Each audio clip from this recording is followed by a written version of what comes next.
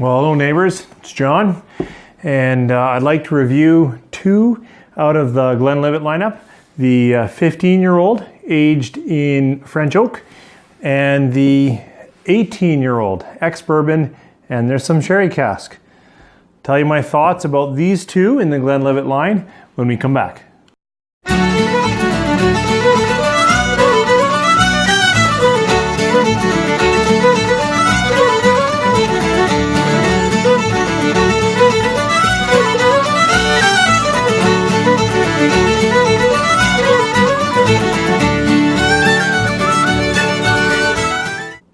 Well, thanks for joining me for Whiskey Wednesday. Scotch, of course, is a whiskey. It's aged in Scotland, which is why we call it Scotch. But I often get inspiration for what I'd like to share my thoughts on from my social feeds, right? I'm the Whiskey Neighbor, or just Whiskey Neighbor on Instagram, or Whiskey Neighbor on Twitter. Of course, you have to spell it the Canadian way. So there's no E in whiskey and there's an O-U-R in neighbor. Anyways, looking at my feed, a person asked what they thought of the Glenlivet collection, and I looked. These are the only two that I have from Glenlivet right now, and I thought I would share some of my tasting notes or my thoughts, especially because the 15-year-old is going to go down pretty soon, and so I thought, well, I better shoot some of my ideas or my experience with these two whiskeys. First, I want to say that I haven't had the Founders Reserve, the new very entrance level. It's very affordable in my neck of the woods. I haven't had it. The 12 I have, and I prefer to look for other expressions when I'm looking for a very affordable Scotch, because that's what it is. It's certainly an entrance level. When I think of Glenfiddich, Glenlivet, Glenmorangie, the Glenmorangie is probably the one that I like the best of those entrance levels, but I've found other similarly priced whiskeys that I'll go for if I'm looking for that. But I have bought these, and I appreciate them. I'm going to start with the 15 and go to the 18. I think that's what most people do. So the 15 is aged only in oak, but it's aged in French oak. I think it's Limousin oak. And if you go on their website, or if you talk to people who know more than me, they'll make a fair deal about that particular oak because of the way it allows spirit to interact with the wood. But it's 15 years. There's no other cask finishing in that. I'll let you know my thoughts. So, you know, the nose is actually fairly light. It's fairly, a little bit of fruit, but nothing dark fruits. Light, like floral fruit. A little of flower. Very delicate. Very pleasant. Not astringent. Not full of alcohol. Yeah, it's a little bit of vanilla, a little bit of green fruits, maybe green apple, maybe pear, but not. I've been using pear a lot in my tasting notes lately. That for me is a stronger, sweeter taste. This is more, maybe green apple, now that I'm thinking about it. Yeah, that would be the nose for the Glenlivet 15. Youthful, but not boozy. Interesting. I'm not clearing my senses. I'm just going to go right to it. So now looking at the Glenlivet 18. Now the 18 is aged in ex-bourbon, but then it's also a percentage. I think maybe 20% of this spirit, I should look that up, is aged in sherry. Or finished in sherry, sorry. It's not aged the whole time, but for some time it's spent its life in sherry, and that could be the color. I actually believe the 18 is not colored, and so when we see the darker, richer colors there than the 15, I think that's legit. I don't know about the 15. I should look that up for you guys. Maybe I'll post it in the notes. But the 18 I know is bottled at 43%. I think it's still chill filtered though. Someone correct me in the notes.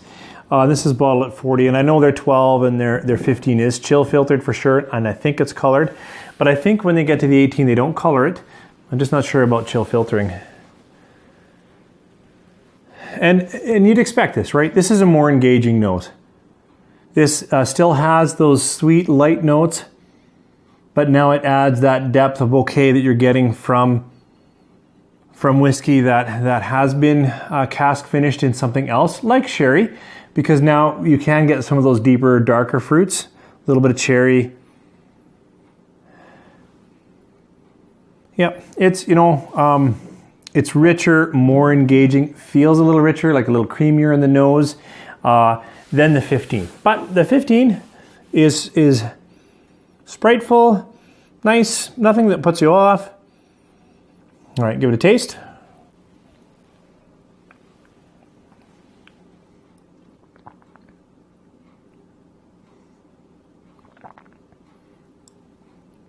I'm always a bit surprised of the alcohol bloom on Glenlivet 15.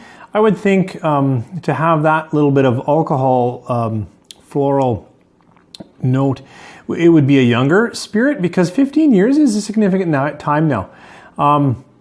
And I am surprised by the alcohol presence. That said, you know, the mouthfeel is still creamy, light, with sweetness from cereal, like a grain sweetness, you know, a nice sweet grain.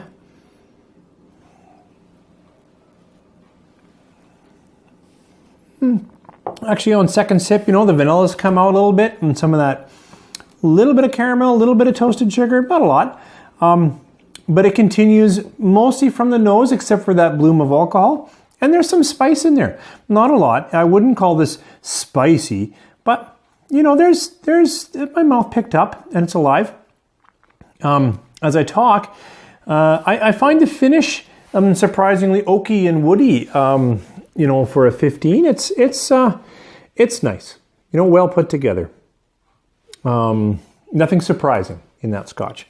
Looking at the 18 again, coming back to that nose, yeah, definitely like plum, raisin, cherry.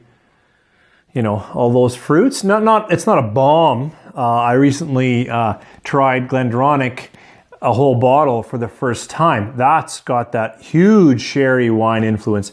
That's not here, but there are that those tannins in there.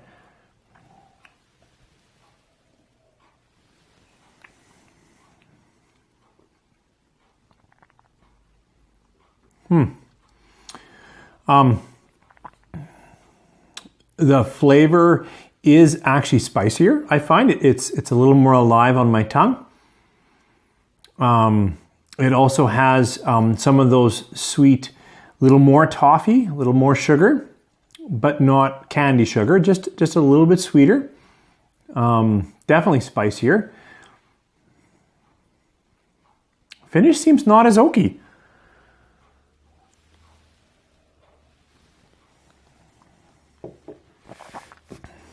It's definitely smoother, creamier, holds its flavors together well. I'm not picking up the green apple, the green, yellow, young fruits that I get in the 15. It's a more mature whiskey. I'm fun that today, anyways, it's a little spicier on my tongue, because in the past, I've found that the 15 I thought was spicier, but not today. And today, this is what I'm sharing with you. You know, Glenlivet is you know, it's almost always present. It's in every store.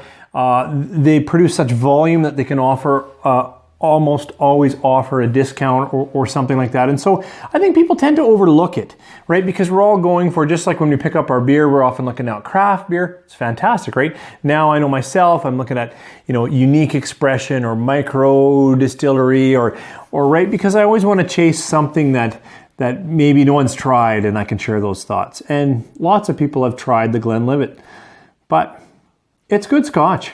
And I think you really can't go wrong with both of these pours. The 15 in my neck of the woods constantly goes on sale. About every 3 weeks. No, that's too often. 3 months, that's more like it.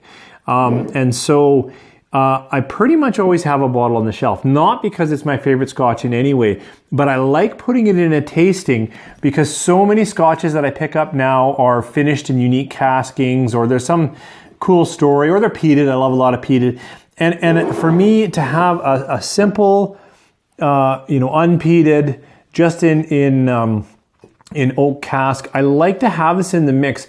I will say it's rarely, can't think of a time when I pour about 5 whiskeys that it's the favorite one.